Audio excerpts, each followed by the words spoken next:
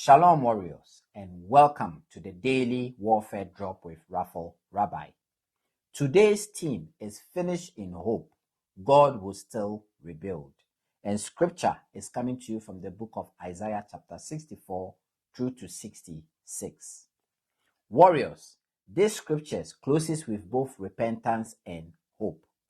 The people cry out for God to come down because they know their condition is not right. They admit sin, uncleanness, and weakness. But God does not end with rejection.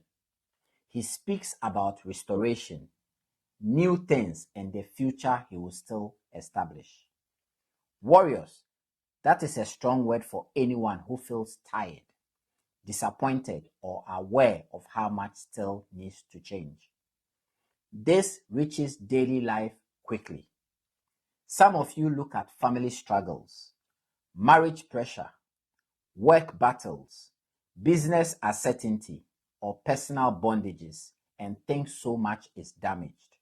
Some feel the weight of past mistakes, prayerless seasons, harsh words, hidden compromise, or doors that should never have been opened.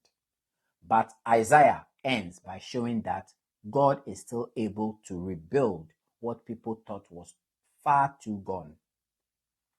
Fellow soldiers of Christ, answer this in your heart by the Spirit.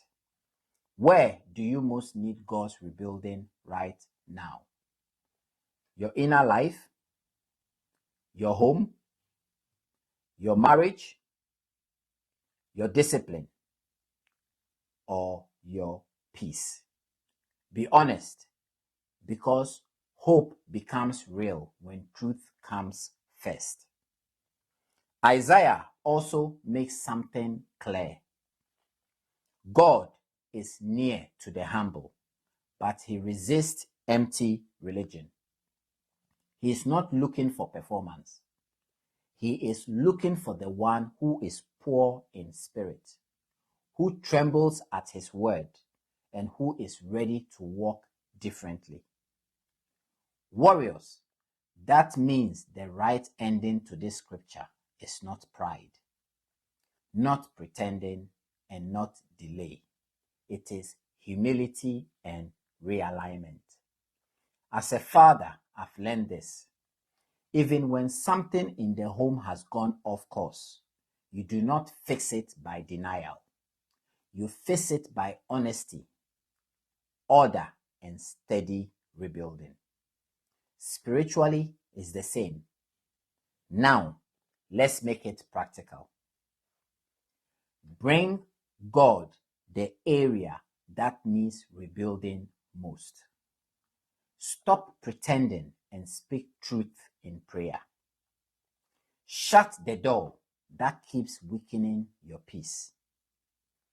Receive God's correction with humility. Then finish with the word, prayer, repentance, and hope. Here is today's warfare truth.